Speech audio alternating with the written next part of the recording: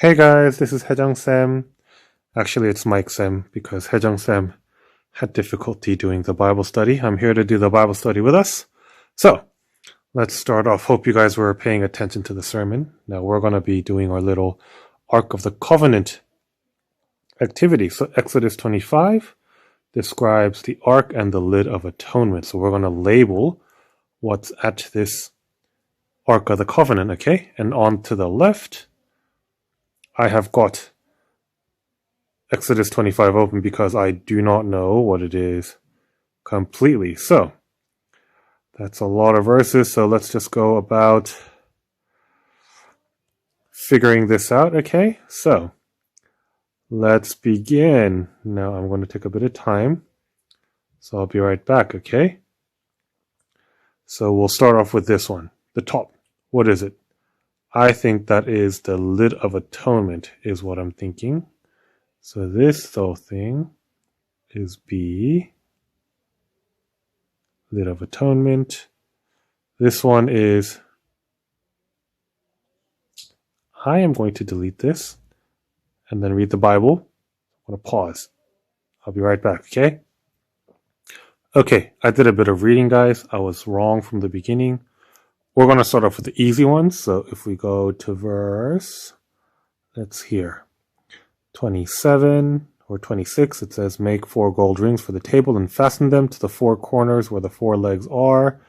And the rings are close to the rim, to the poles, to hold the poles used in carrying the table. So let's go for the easy ones first. We know for a fact, down here, that's the ring, which is E. And then these things are poles, so that's for D. D and E. Let me write E a bit prettier. E and D. And then we're going to move upwards because we did the poles and the rings. Now, these things with the wings, if we go up to number, where we go? Verse 20, it says the cherubim are to have their wings spread upward. So the only thing we have here that have wings is what we call the cherubim. So it depends on how you want to say it and how you spell it, because it is in an ancient language. We don't know what it is exactly, but we're going to go with cherubim, like it says cherubim here. Those things with the wings spread, that is A. Now this is this tricky bit. We've got this lid, and we've got this weird thing that sort of covers both of them. So if we read a little bit lower, it says overlay it with pure gold and make a gold molding around it. So we're going to go with one of this is the molding and the one is the lid. So because the lid is the thing that is just above the box, the Lid of Atonement is this B, and whatever is covering the top of it should be the molding. So this is C. Okay, so that's what it is. So we start with the cherubim, then we've got the lid, then we've got the molding to meld it into the lid, then we've got the Lid of Atonement, and if you go down to the bottom, we've got the poles and the rings. Now let's go for the measurements of the Lid of Atonement. And it says, up here, make an atonement cover of pure gold, 2.5 cubits long and 1.5 cubits wide. So here we go. So what is long? 2.5 cubits. So 2.5 cubits long and 1.5 cubits wide. So 1.5 cubits wide. 1.5 cubits wide. For the younger ones who don't do a lot of maths, we can just do this and 1.5. Okay, so this is equal to that, okay? 1.5, 1.5 is the same thing. And if we go to the measurement for the ark, we're going to go lower. It says make a table of acacia wood 2 cubits long, 1 cubit wide, and half a cubit high. I don't think that's right. That's the table. So we're going to go lower. I'm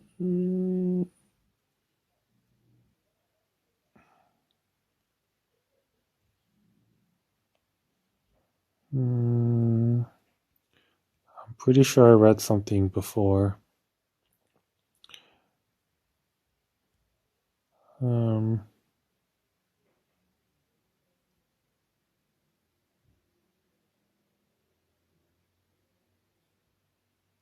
Here we go. Have a chest. Sorry. So back to verse 10. Make a chest of acacia wood, 2.5 cubits long, a cubit and a half wide, and a cubit and a half high.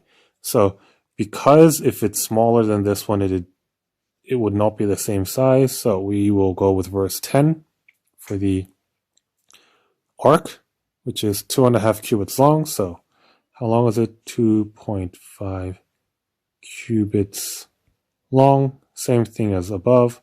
1.5 cubits wide and a cubit and a half high. So 1.5 cubits high. So there we go. So if you go to verse 10 and 13, the ark and poles are made of, so we have a chest made of acacia wood and make poles of acacia wood. I know you guys don't know, but there's a gum called acacia in Korea.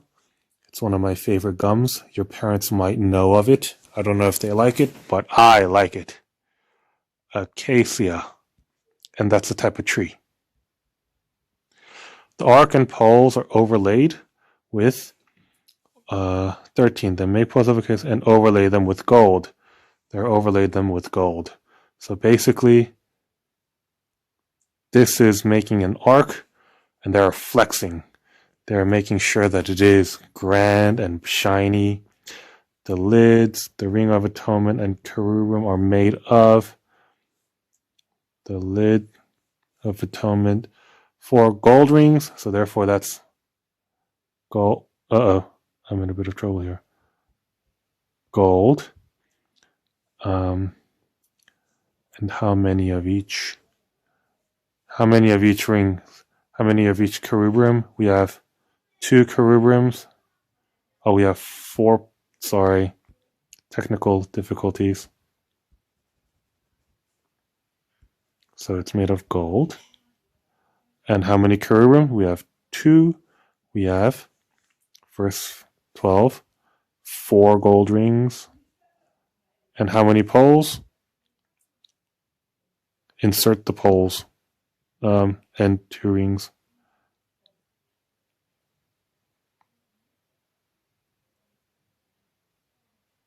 It'll be 2 poles, guys, mathematically. And what was placed inside the ark? The testimony. So what is that? The 10 testaments. Testimony is what is inside, okay? So let's have a look. We've got the Ark of the Covenant, the cherubim here, the molding, lid of atonement, and this is the ark. We've got the poles and the rings, and its dimension. So that's our activity number 1 done. Activity number 2 is we're going to have to make a rock. Okay, we're going to do a rock painting. So what I'm going to do is I'm going to close this one up, and I am going to save this. Oh, why does it look so fuzzy? Okay, nonetheless. I picked up a rock, guys. This rock is a very special rock of mine. Whoops. And what we're going to do is we're going to paint it. And what we're going to paint it with is I'm going to use a highlighter so that it sort of looks like I'm actually painting on the rock. So it doesn't look like I am overdrawing it. Here we go. Let's go for a different color. I like purple. So we're going to do a rock painting. We can do whatever we want to the rock just pick one up, and then we can do whatever we want. We can just color it in. We can do whatever we want. What I'm going to do is I'm going to write up today's Bible verse, or I am a bit mixed here on what I want to do with my little pet rock, but I'll decorate it as best I can and then color it. Because my highlighter is too thin, let's color it in. Color it in with thick ones. And then we're going to write something into it. Let's write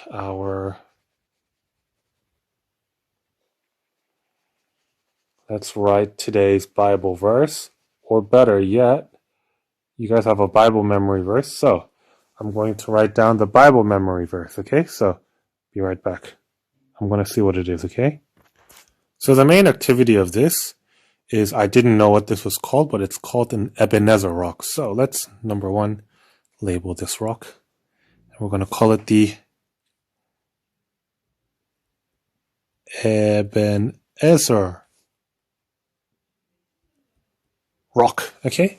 And what we're going to write here is we have to write down anything that we are thankful for, anything that has happened in our lives that we want to thank God.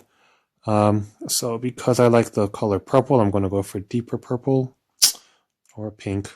Let's go with pink. I'm going to be brave, guys. So write something that you thank God for. I am going to thank God for my family. So what we'll do is, God gave me my family. Something like this. Or you can write down your most favorite Bible verse. I don't like this pen, so I'm going to go with that one. Okay, oh no, but you have to be sure. We have to be very careful because sometimes erasing it will get rid of it. So let's try this again.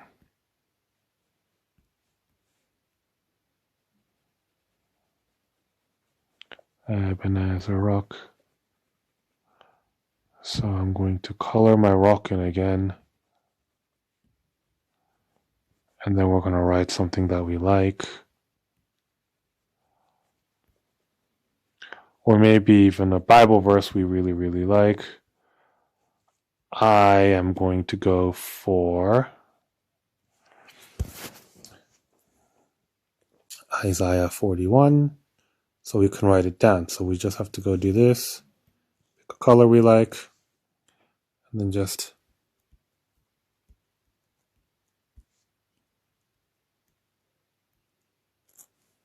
write down the Bible verse we like.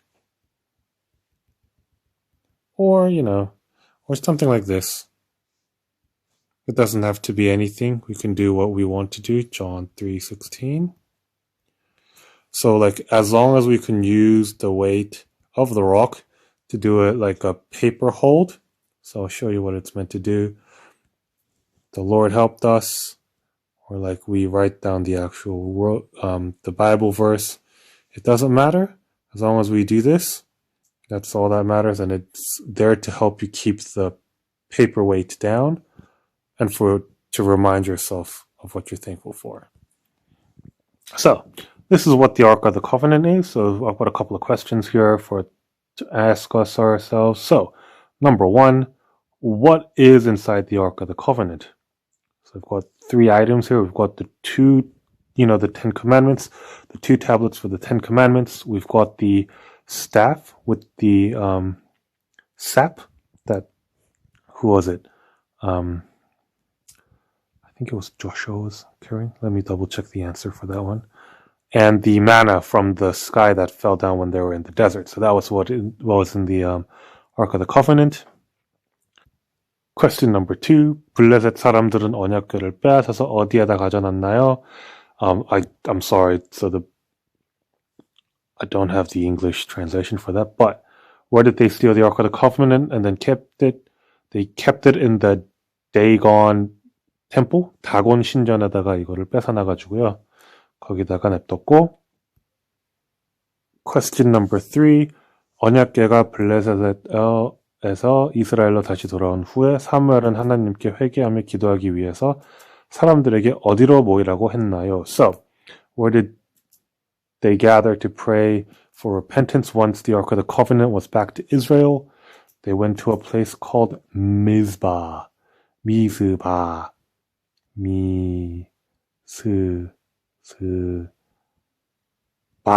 가가지고 that's where they prayed and repented. And question number 4, Ebenezer. So what does Ebenezer mean?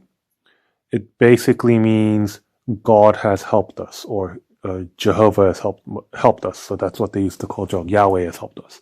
That's what it means. God has helped us. It's the helping stone, okay? 뜻은 무엇일까요? God has helped us. That's what it is. So, let's go into our prayer and our little homework, okay, guys? I'm going to have our prayer up so that we can sort of read it together and pray out loud. So I'm going to be doing this in Korean because I think we should mix it up every now and again. So let's pray, okay?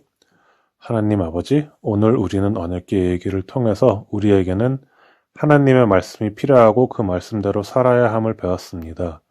우리가 언약궤의 진정한 의미를 깨닫게 해주시고 항상 하나님의 임재 가운데 살아갈 수 있도록 도와주세요. 또한 사무엘이 미스바에서 기도하며 회개하여 하나님의 도움을 구했듯이 우리도 먼저 우리의 잘못을 뉘우치고 하나님께 돌아가기를 원합니다. 우리의 기도를 들어주시고 우리의 죄를 용서해 주세요. 이제 저는 저와께 돌아가겠습니다. 예수님의 이름으로 기도드립니다. 아멘. 그리고 마지막으로 let's go to our homework, which is a Bible memory verse. So today our Bible memory is, let's go down here. Homework. I love homework. Not really, but it's homework. It's this week's memory verse, which is from 1 Samuel chapter 7, verses 12. Then Samuel took a stone and set it up between Mizpah and Shen. He named it Ebenezer, saying, "Thus far has the Lord helped us." So once you get this done, make sure you post it up. Send us your attempt, and we'll get you on the video. Guys, have a great week and enjoy the Bible study. Bye.